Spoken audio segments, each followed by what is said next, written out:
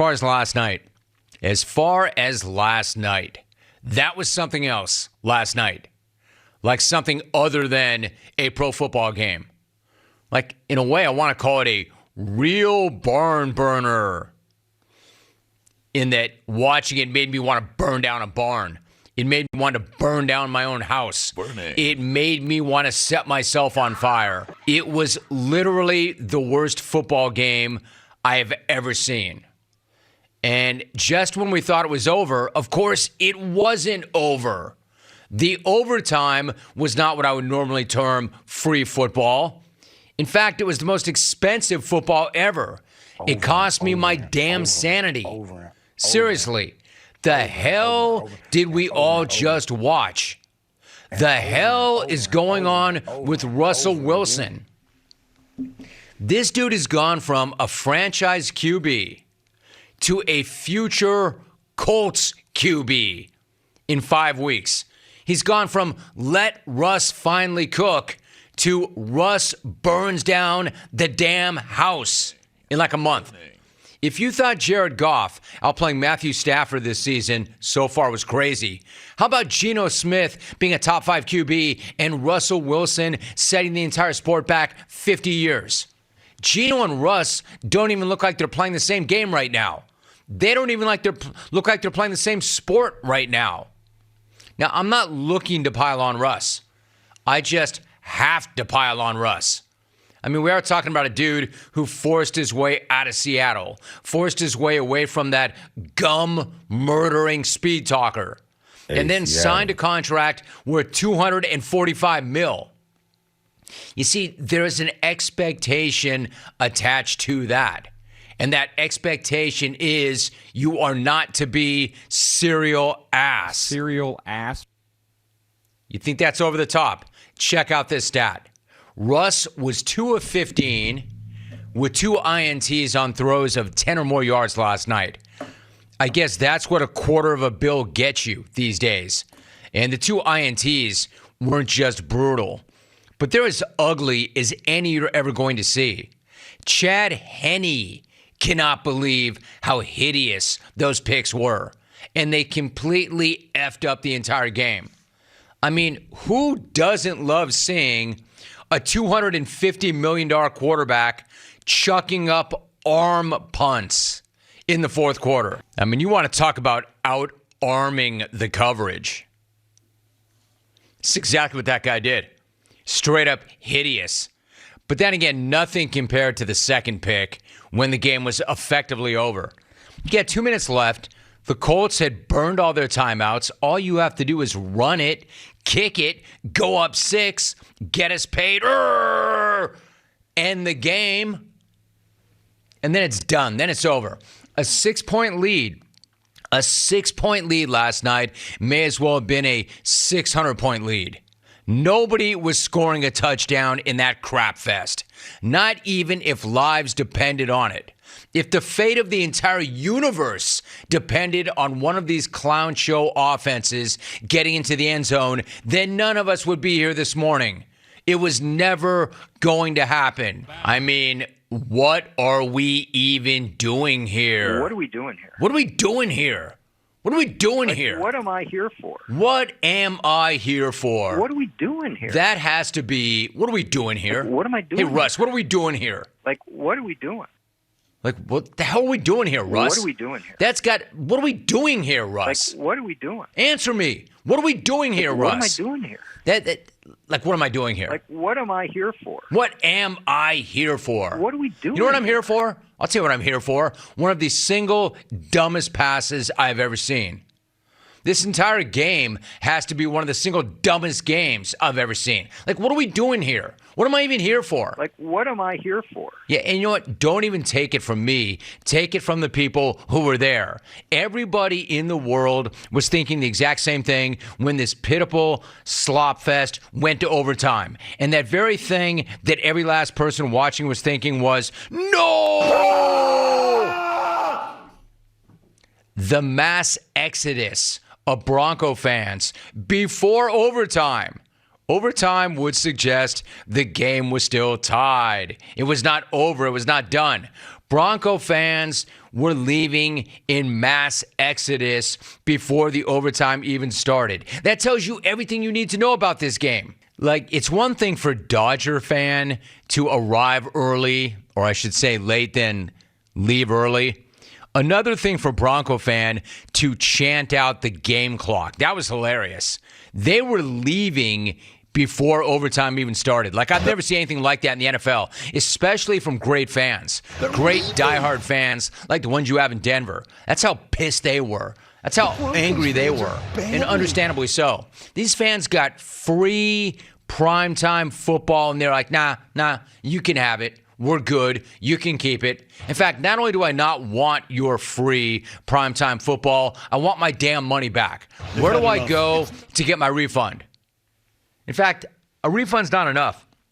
I may sue for emotional distress of having to sit through the first 4 quarters. I would rather go find a bridge and drive off it than watch another second of this nonsense. And then how about my guy Richard Sherman? Just absolutely tripping, freaking out at the postgame desk about that pick. Dude was having Super Bowl flashbacks. It's like his brain completely shut down. If I didn't know any better, I mean, first of all, Sherm is great. Sherm is awesome.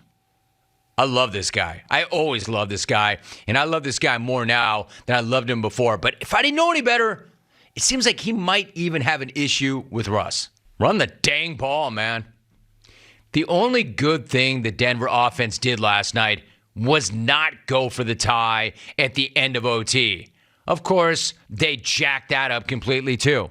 I mean, the dude had K.J. Hamler, my man, wide ass open on that play. Wide ass open, all alone, running into the end zone. As KJ told NFL Network's James Palmer after the game, I could have walked in. End of quote. So one terrible play to end one absolutely horrific game. Nobody has ever deserved to lose a game more than the Broncos deserved to lose that game last night. But at the same time, nobody has ever deserved to win a game less than the Colts. You know that whole thing about, we're not throwing it back. You should. You should. Nobody ever likes or wants a tie, but neither of these teams had any right winning that football game. It was just an all-around horrible game. The worst game ever. And, of course, the cherry on top of this crap Sunday was Russ at the postgame podium forcing in the single saddest, weakest, cringiest Broncos country. Let's ride. Yet, he did not. You talk about forcing one in there. You talk about forcing one into, like, quadruple coverage. Him forcing Broncos country. Let's ride. That's right. Try to force that in there worse than he tried to force in that pass at the end of the game when the legend KJ Hamler was wide ass open. How pissed is MC Kitty? What I would give for her to track that. Drop a track on that. I cannot believe he tried to force that in there at the end of that. Broncos country, let's ride. Dude, you did not Broncos country, let's ride at the end of that, Russ. There's no way that just happened. You had the human joystick wide ass open. Boo! Was wide ass open. Broncos country, let's hide. Broncos country, let's cry. You want to talk about cringe? You know how Tyreek Hill is absolutely amazing right now during the game, but yet better afterwards when he gets with the media? Russ is the complete opposite. However, Coach Ritt and Matt Ryan should be penning thank you notes to the Danger Witch this morning because these two dudes are totally skating, especially Matt Ryan. Holy crap, is this dude faded? Is this dude washed? Is this dude cooked? It's straight up miraculous that the Colts won that game. I have no idea how they won that game. How many different times did they lose that game? They could barely move the ball an inch all night long. How did they win that game? Matt Ryan threw it 41 times and gained 200 yards. And he fumbled 2 more times, which gives him 11 fumbles through 5 games. And if that sounds like a lot, it's because it's the most any player has fumbled through 5 games since the merger. I mean, that's a bad stat. Matty Ice, Matty Lice. 11 fumbles through 5 games. Oh, and 2 picks to boot. That game last night ruined my night. It ruined my week. It ruined the Open this morning. It is the absolute worst. And you know what? In 10 days, we all get the pleasure of watching Nate Ritt and Russ's train wreck in prime time all over again. Yes, it is a real thing. The Broncos are here in SoCal and SoFi for Monday Night Football in Week 6. I would rather have my impacted wisdom teeth yanked again, along with a root canal, that same night, than have to sit through another few hours of Bronco Country bullcrap in prime time. I mean, how would you like to be Broncos ownership right about now? The front office and ownership. The new owners have got to be like, let me get this straight. We paid $4.65 with a B, billion for this. The Walton Penner Group probably sounds like Bill Walton himself. They're probably up there like, terrible, horrible. This is a game played by men for the ultimate prize. Maybe you should have thrown in more players and more draft picks and a little more capital for Aaron Rodgers. John? I mean, not to get too far off the beaten path, but you know horses. I know horses.